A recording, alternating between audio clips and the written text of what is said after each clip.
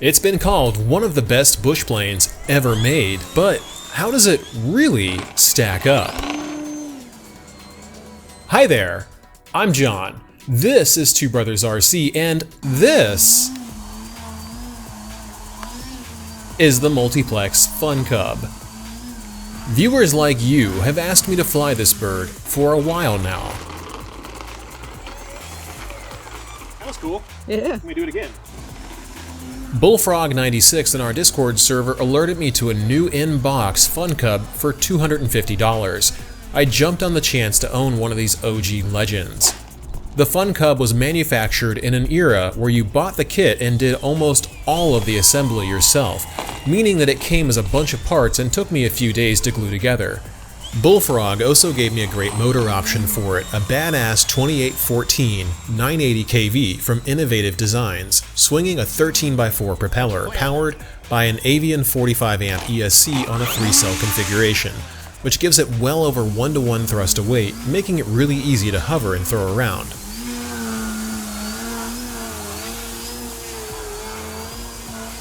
The Fun Cub is actually something I had a lot of fun assembling, and it made me wish that I could install my own servos in other foam aircraft that I've bought. I picked up FMS 9-gram metal servos for the wings and Emax 17-gram servos for the elevator and rudder just for peace of mind, which you can find linked in the description below. They are really awesome, and I really appreciate Emax for sending a bunch of these servos to mess around with.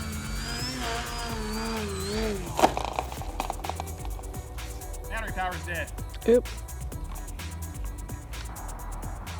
It is light, and it does fly light, and if you have the skills, it can fly in a lot of places that I wouldn't dare flying almost anything else. The wing loading is really low, which means you can keep the elevator pegged quite often, and it does resist stalling on you, but like anything with wings, it does stall.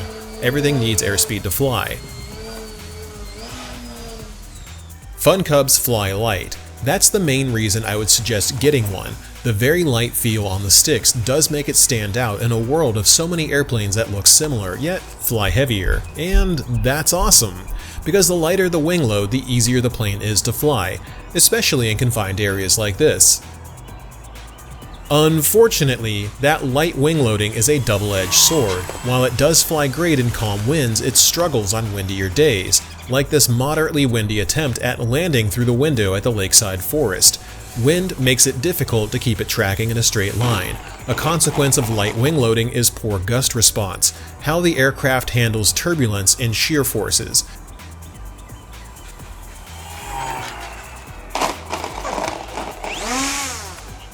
It worked. Even though I failed once, it still worked. In plain English, light wing loading means that the Fun Cub is harder to fly into narrow areas in wind, and it gets blown off course more easily than other airframes do. I flew the Timber Evo and the Fun Cub on the exact same days. Observe how wind affects both of them trying to fly into the window.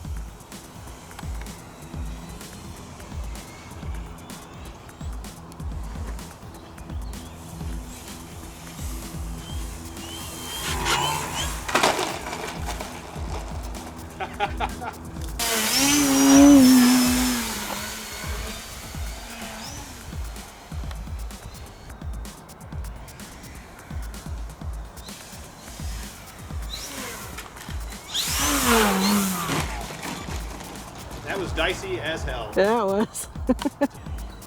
From my perspective, the wing loading debate is interesting, but what it comes down to, in my opinion, is skill. If you can fly in confined areas, you can do it with a Timber or a Fun Cub. Both planes can fly in this ultra-confined space with few issues when it's calm. Add wind to it though, and I feel that the Timber edges out the Fun Cub just enough in controllability. Both airplanes aren't so different. Timber just has more tail authority because it's easier to get a neutral center of gravity. Even with my battery as far back as I can physically put it, Fun Cub just can't beat Timber's pitch and yaw authority.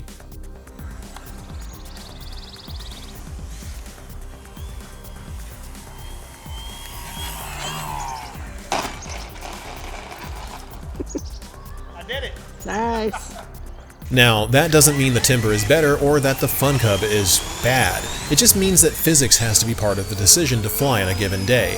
If it's windy and you want to do confined flying, maybe wait for another day to do it. Fun Cubs absolutely love soaring on strong winds in big open areas, but those same winds will make it much more difficult to fly in confined areas, because the plane doesn't have the mass or wing loading required to penetrate it well. Now, if you can grab one, it's pretty good for what it is and the era in which it was made, but it's far from perfect. Assembling it to fly is about as annoying as putting together the old blue turbo timbers before the advent of the quick plug system in the Evolution. The landing gear, being just thin wires holding ultralight wheels together, don't hold up well on rougher terrain, and if you hit something the wrong way, it'll take a huge chunk out of the wheels. Sound like a prop? It's a little chipped, but it's still good. Or you'll destroy your prop. I did that several times with the Fun Cub on landings the Timber didn't have any issues with. One prop is busted. I didn't bring an extra. Yeah, you chipped it. Oh, and sometimes the wheels just come off because they're basically crimped to the wire strut. You lost a wheel.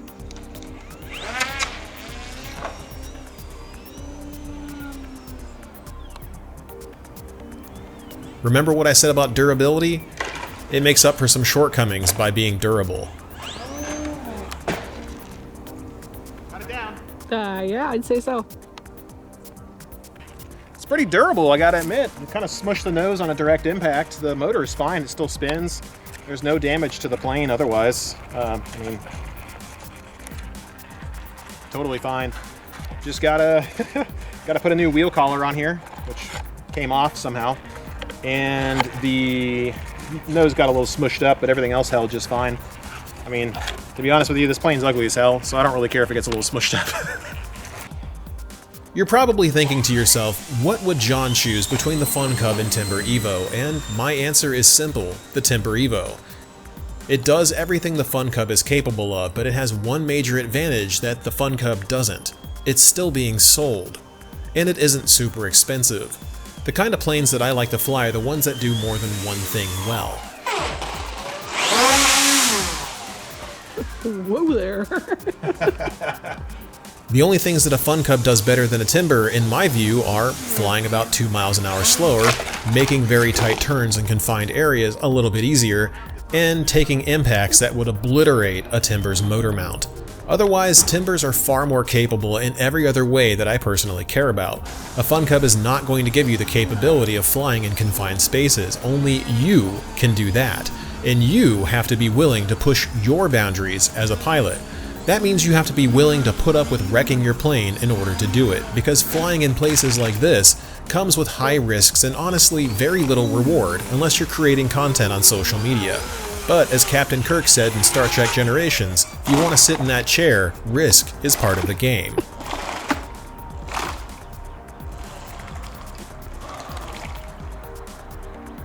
Any last words? No. No. Oh god, that's cold. It's really cold.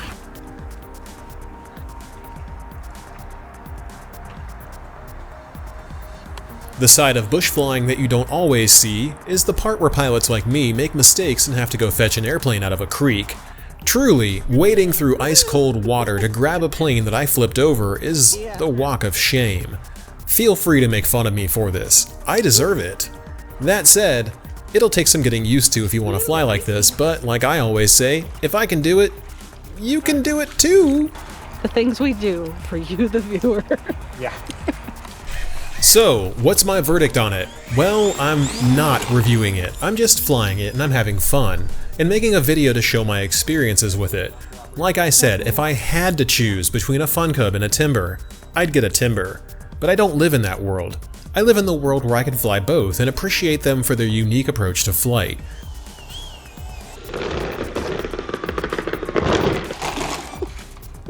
The way it bounced, it was like, wee, I'm happy to land. Yeah. I've never seen a plane this is so fun. take its little wheels like that. It looked like a happy dance. It's like skipping. And I'm happy that there's a plane that can take this much abuse. While it sucks that the Fun Cub NG costs $500 or so to get it shipped over here, and it'll be a long time before I ever consider getting one because of that steep price, maybe someone will get Multiplex to distribute them here in the US. Because it is fun having the option to fly something really floaty sometimes, just as it is to fly something heavier and make it do stuff that it shouldn't. Thanks so much for watching, and be sure to hop in on Discord and let us know what you think in person. Or drop a comment and let us know if we should eat the $500 and buy a Fun Cub NG and torture it like I did the OG. See you next time.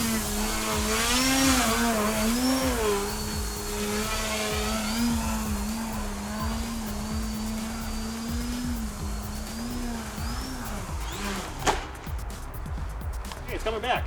Oh, it's nice of it to bring itself to us this time. It's like rolling on its wheels. Of course it gets stuck on the one stem or branch that's back there, right? Yeah.